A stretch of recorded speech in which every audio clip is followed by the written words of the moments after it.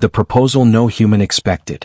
Marcus Reed walked through the crowded alien marketplace on the neutral space station called Vera Prime. The air smelled like burning metal and sweet fruit, glowing crystals lined the ceiling, and strange floating drones hovered above the traders. Humans rarely visited this part of the galaxy, so every alien eye followed him with curiosity and silent judgment. Marcus felt like a rare animal in a zoo, but he kept walking with calm confidence, carrying a toolbox over his shoulder. He was not a soldier or diplomat, he was just a simple human engineer who repaired starship engines for money, but today he was here to sell a rare Terran power core, a device only humans knew how to build. Many species wanted it for war, and Marcus needed enough credits to return to Earth. He just wanted a normal trade, nothing dramatic, nothing dangerous, nothing emotional. But fate had other plans. As he passed a row of metal stalls, a tall alien woman stepped in front of him. She had blue skin, silver eyes, and long white hair tied with metal rings. Her clothes were ceremonial, not casual. She looked like someone important, maybe a diplomat or priestess. Marcus froze, unsure if he should bow or greet her or run away. She smiled warmly and spoke in flawless galactic common. "Human, I have been waiting for you." Marcus raised an eyebrow. "For me? Why?" She clasped her hands together like she was making a sacred offer. "I am Zerla, daughter of House Kethrin, and I have a proposal." Marcus sighed quietly. He expected politics or trade negotiations. Maybe she wanted the power core, maybe she wanted military access, something complicated and tiring, but he nodded politely. "All right, what kind of proposal?" Zerla leaned closer, her expression glowing with excitement. "I would like you to marry my sister." Marcus blinked once, twice, 3 times. The entire marketplace went silent as though sound itself stopped breathing. Even the drones hovering above paused their movement. He waited for her to laugh or say it was a joke, but her expression stayed serious and hopeful. He cleared his throat. "You want me to marry your sister?" "Why me? We just met." Zerla nodded simply. "Because you are human and she needs a strong partner who cannot abandon her." Marcus felt the sentence hit differently. Something felt wrong. "Abandon? I don't understand." Zerla spoke as if explaining a logical fact. "She has no legs, so she cannot walk away from marriage." Marcus opened his mouth but no words came. He was shocked, confused, and slightly offended. Was this a twisted joke? Was it alien humor? Was she insulting him or her sister? Or was this actually their culture? He finally managed to speak. "You think I would marry someone just because she physically can't leave me?" Zerla tilted her head, confused by his reaction. "In our culture, marriage is a bond of unity. A partner who cannot leave is a partner who stays. It is seen as loyalty." Marcus stared at her, unable to decide if her logic was cruel or innocent. He didn't know whether to laugh or feel sad. He took a slow breath, trying to understand instead of judge. "Is your sister okay with this?" he asked quietly. Zerla nodded with pride. "Yes, she agrees, and she is intelligent, kind, and noble. Her name is Lyra. She cannot walk, but she can lead armies and shape futures." Marcus felt something shift inside him. This wasn't a joke, this was desperation mixed with cultural logic, maybe even fear. He sensed there was more to the story, more than marriage, more than disability, more than tradition. "Why do you really want this?" he asked. Zerla's smile faded, her voice lowered. "Because she is in danger, our enemies hunt our bloodline, she needs a husband from a powerful species, and humans are feared across the stars." Marcus finally understood. This wasn't romance, this was political survival. A strategic alliance disguised as marriage, and they chose him because humans were unpredictable and strong. But he still stepped back, uneasy. "I'm not a warrior, I fix engines, I can't protect anyone." Zerla looked at him with soft eyes. "You underestimate yourself, human. Our records say humans protect their own more fiercely than any species." Before Marcus could answer, the station lights flickered. The air vibrated like distant thunder. Aliens around him panicked and hid behind stalls. A holographic warning spread across the walls. "Incoming vessels, unknown, warning." Zerla grabbed his arm tightly, her voice shaking. "They found us." Marcus swallowed hard. "Who?" She stared into his eyes. "The ones who want my sister dead." The sirens grew louder, the floor shook, and ships began to drop out of hyperspace outside the station. The proposal was no longer strange, it was survival. And Marcus was now in the middle of it. The bride who cannot run. Alarms echoed through the halls of Vera Prime as Marcus followed Zerla through the metallic corridors. The station trembled from distant impact blasts, and flashes of red warning lights painted the walls in frantic colors. He had walked into the marketplace only to sell a power core. Now he was being dragged into an alien political war over a marriage proposal he never asked for. Zerla moved quickly, her robes fluttering behind her. She tapped a device on her wrist and a holographic map appeared, guiding them deeper into the station. She did not look afraid, only determined. Marcus tried to keep up, clutching his toolbox like a shield. His heart raced, his mind filled with confusion. He did not understand why he was suddenly important to these aliens. They reached a sealed chamber guarded by armored soldiers from Zerla's house. Their armor was shaped like elegant metal feathers with glowing symbols. They opened the doors the moment they saw her. Zerla gestured Marcus inside. "This is our shelter," she said calmly. Marcus entered and the doors shut behind him. The room was dim, filled with floating lanterns and soft mechanical hums. Then he saw her, sitting near a circular console surrounded by holographic screens. Lyra. She had the same silver eyes as Zerla but softer. Her hair was short and tied behind her head. She wore a simple robe, and beneath it her lower body ended at the thighs, no legs, only smooth cybernetic ports where limbs might attach. She sat in a floating chair that followed her neural commands, moving with gentle grace. Marcus felt a strange silence fill the room, not pity, not shock, just a quiet moment where he understood this was real. She looked up at him, eyes calm and curious. "You must be the human," she said quietly. Marcus nodded awkwardly. "I guess I am." Lyra studied him like she was scanning his soul. "Zerla speaks highly of your species. She says humans protect what they care about." Marcus rubbed his neck, unsure how to respond. "I am just a mechanic, not some hero." Lyra smiled faintly. "Mechanics save lives more often than warriors. Machines keep us alive. Warships move because of hands like yours." Before he could reply, explosions shook the room again. Dust fell from the ceiling. The holographic screens around Lyra shifted into tactical mode, displaying enemy ships forming a blockade around the station. Marcus pointed at the screens. "Who are they? Why are they chasing you?" Lyra's eyes darkened. "The Varkai Dominion, our family refused to give them control of our star routes. They want me because I carry the encryption for those routes. If they kill me, they destroy our claim." Marcus felt his chest tighten. He finally understood the scale of the danger. This was not about marriage, not about disability, not about culture. This was about survival, power, and galactic control. "So the marriage is political," he said slowly. Lyra looked down, her voice softer. "Partly yes, but I do not want to be protected out of pity. I want to be chosen because someone sees value in me beyond my legs." Her words carried a silent pain Marcus could feel. She continued, "Our people believe mobility defines independence. Without legs they assume I will always stay loyal, but loyalty is a choice, not a prison." Marcus sat across from her, his voice gentle. "Where I come from, your mind and heart matter more than how far you can walk." Lyra blinked, surprised by his sincerity. Zerla watched them from a distance, smiling slightly. Suddenly the door shook as something struck it from outside. Soldiers readied their weapons. A robotic voice echoed. "Varkai breaking through sector gates." Lyra turned to her console, her floating chair rising higher. Holographic symbols swirled around her. She began controlling station shields, calling defensive drones, and activating encrypted channels with only thought. Her disability did not stop her. It sharpened her focus. She was a commander, sitting instead of standing. Marcus watched in awe. "You control all of this from here." Lyra nodded. "Who needs legs when I control fleets with my mind?" Outside, through the viewing window, enemy ships fired plasma bolts at the station. The shields shimmered, cracks forming like blue lightning. Zerla placed her hand on Marcus's shoulder. "We asked you because humans fight for their bonded partners with heart and fury." Marcus shook his head. "I am not a fighter." Zerla leaned closer, voice serious. "Then become one, not just for her, but for yourself." The station lights flickered again. A blast rocked the floor. Lyra gasped as her console overloaded, smoke rising from circuits. The shield dropped to half power, red lights filled the chamber. Lyra looked at Marcus, not as a helpless woman, but as someone asking for trust. "If you walk out now, they will kill me." Marcus felt his heartbeat shift from fear to resolve. He stepped forward, placing a hand on her chair. "I don't know what I can do, but I won't walk away." Lyra exhaled, a small relieved smile appearing. "Good, because I cannot walk at all." The doors began to spark as enemy troops cut through the metal.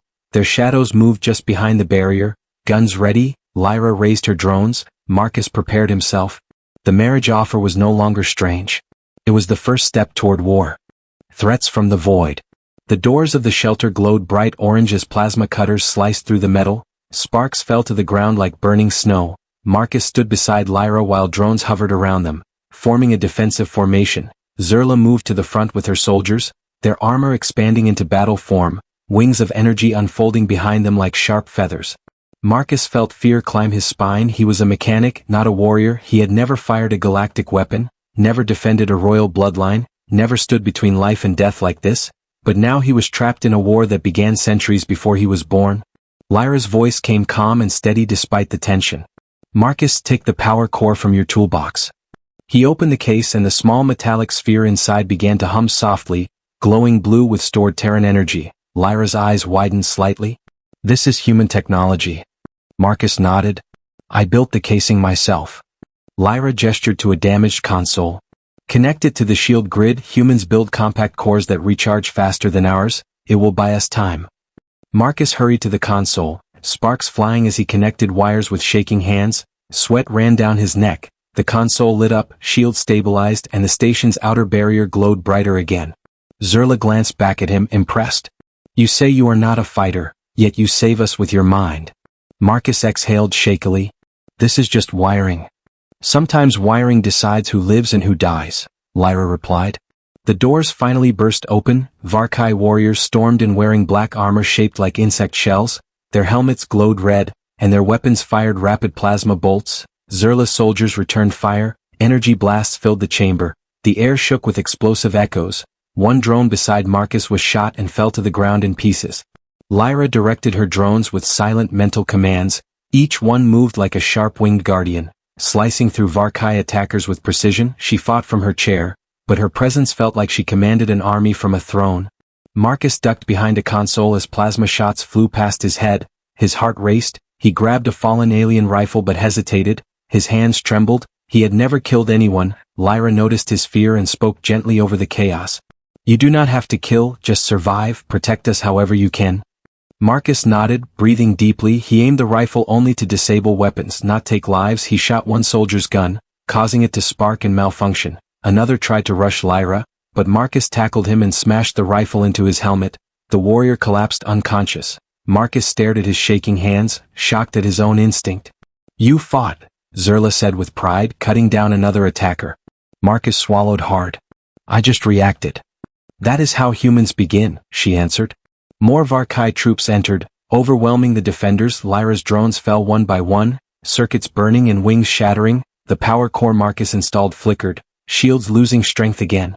Lyra gripped her chair's controls tighter, veins visible under her skin. If the outer hull breaks, they will breach the command decks and take me. Marcus crouched beside her. Why are you so important to them? Lyra did not answer right away. Another explosion shook the room. She breathed slowly before speaking.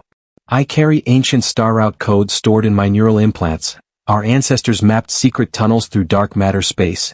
Whoever owns those routes controls trade, military travel, and entire regions of the galaxy. Marcus felt chills. So killing you erases power from your family? Lyra shook her head. No, killing me gives that power to them. My implants transfer on death. They need my body, not my cooperation. Marcus stared at her, horrified. So marriage protects you because humans don't let their partners be taken. Lyra looked away, voice breaking. I do not want safety that is forced. I want someone who chooses to stand with me. Her words felt heavy, not because of weakness, but because she had spent her life being valued for what she carried, never for who she was. Marcus realized the proposal was not a trap. It was a desperate attempt to live with dignity. The battle raged harder. Zerla was pushed back. Shields collapsed completely. A massive Varkai commander entered, armor thicker than the others, carrying a blade made of dark plasma. He pointed it toward Lyra. Surrender the code bearer, he demanded. Zerla stepped in front of him, wings glowing with bright energy. Over my dead body. He smirked. That can be arranged. Before he could strike, Marcus stepped forward without thinking, holding his rifle like a shield. If you want her, you go through me, he said. The commander paused, surprised. A human? Marcus nodded. A husband. Lyra gasped softly, eyes wide. He wasn't just reacting, he was choosing a side. Zerla smiled faintly despite the danger. Now you sound like a Terran. The commander raised his blade and charged. Marcus braced himself, but before impact, a shockwave rattled the station. A massive shadow blocked the stars outside the window. A human warship dropped out of hyperspace, black and silver like a silent predator. Its cannons lit the void with deadly blue fire. Lyra whispered in awe. Humans came for you? Marcus whispered back. No, they came for us. The tide of battle was about to change. And Marcus was no longer just an outsider, he was becoming the reason she survived. A wife worth fighting for. The massive human warship floated above Vera Prime like a metal giant. Its hull was carved with sharp edges and dark armor plates. Glowing with blue engines, it looked calm and silent, but its presence alone shook the battlefield. The Varkai troops froze as they recognized the Terran insignia on the ship's wings. Humans were not known for diplomacy, they were known for ending wars quickly. A transmission crackled through the speakers. This is the Terran Vanguard frigate Helios. We have detected hostile forces threatening a registered human citizen. Prepare for intervention. Marcus stared at the warship through the fractured window. He had never seen a military vessel this close. He felt small and heavy at the same time. A part of him wanted to run, another part wanted to stand taller. The Varkai commander hissed and pointed his blade at Marcus again. This changes nothing, human or not, the code bearer will be ours. Lyra's drones reactivated with a burst of electricity as backup power returned. Her voice shifted from soft to commanding. No, you will leave or you will be destroyed. Zerla moved beside Marcus, wings of energy glowing brighter than before. Stand with us, human. If we fall, many worlds fall with us. Marcus raised the alien rifle again, not as a scared mechanic this time, but as someone who had chosen his place. The Varkai surged forward for another attack, their weapons firing streams of plasma. The entire room erupted into violence once more. Lyra sent out a fleet of drones shaped like silver arrows. They sliced through enemy armor with precise strikes. Marcus fought beside Zerla, blocking shots, disabling weapons, and pushing attackers back. He was not perfect, but he was learning. Every action came from instinct, not fear. Suddenly the station shook as a boarding tube slammed into the outer hull. The Terran warship was docking directly. Metal claws clamped onto the station, creating a passageway. Heavy footsteps echoed from the corridor. Terran Marines marched in wearing armored exosuits with glowing visors. They formed a wall between Lyra and the Varkai. One Marine spoke with a deep metallic voice. Step away from the human and his allies. The Varkai commander snarled in frustration. You protect a crippled noble for what reason? Marcus felt anger rise inside him. He stepped forward and shouted. She is not weak, she is stronger than all of you. Lyra looked at him with wide eyes, something soft breaking inside her. She had been defended before by armies and guards, but never by someone who saw her as more than a political object. The Terran commander approached Marcus. We received your emergency signal, explain your situation. Marcus pointed at Lyra. They want her dead to steal ancient star route codes stored in her neural implants.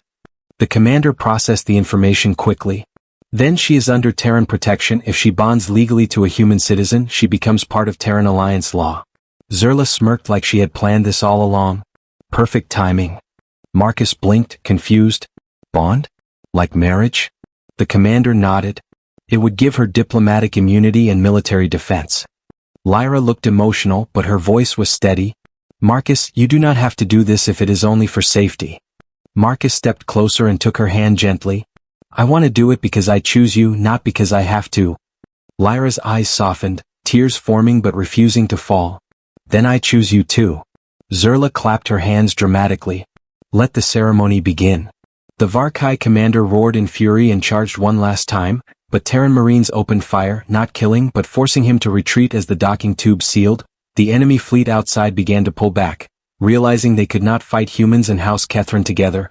Inside the chamber, the air calmed. Lyra's chair lowered gently. Marcus knelt before her and placed his forehead against her hand in their newly formed cultural gesture.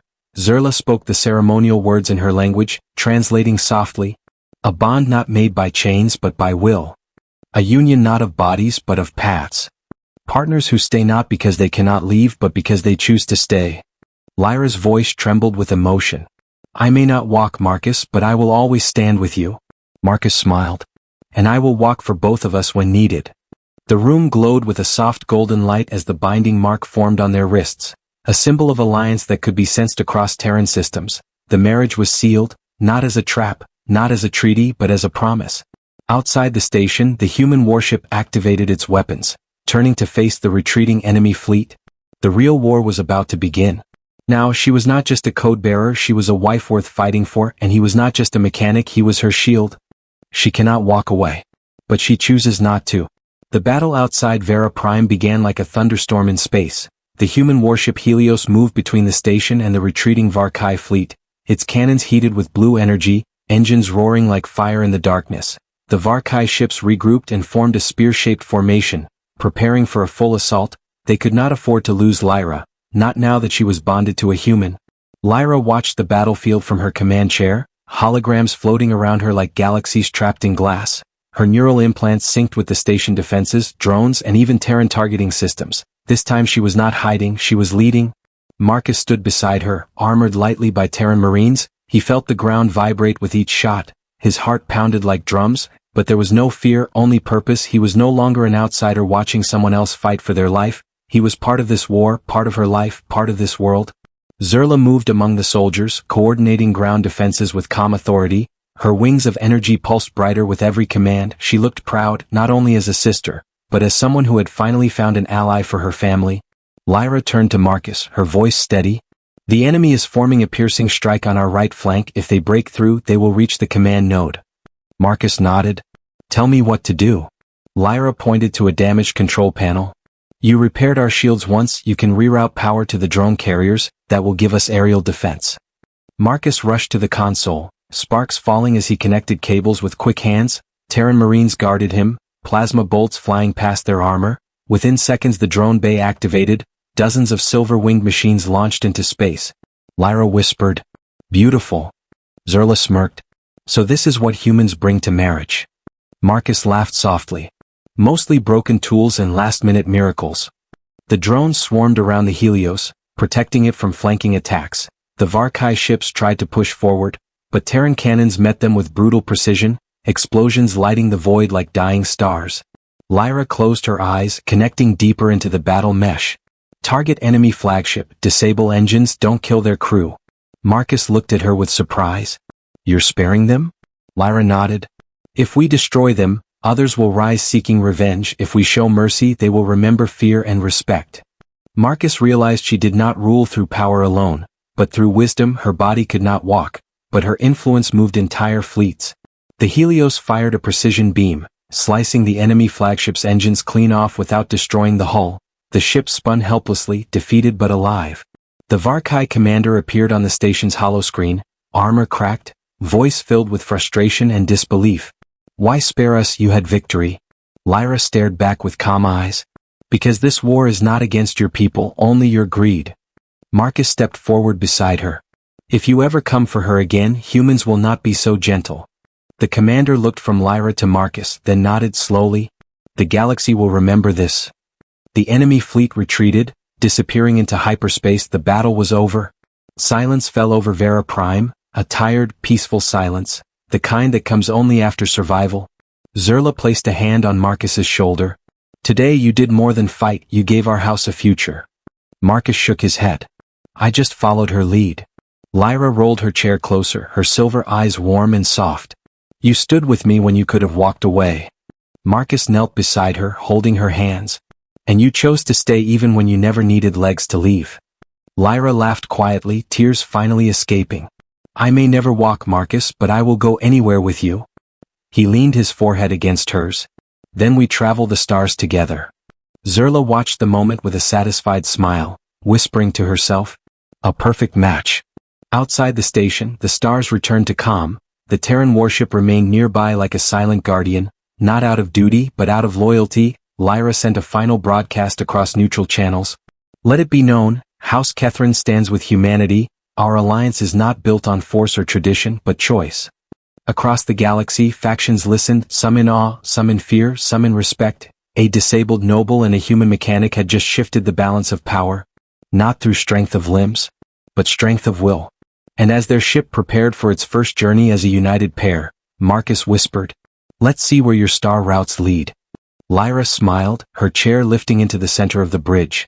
"Anywhere we want to go, together." She could not walk, but she moved worlds, and he walked beside her by choice, not obligation.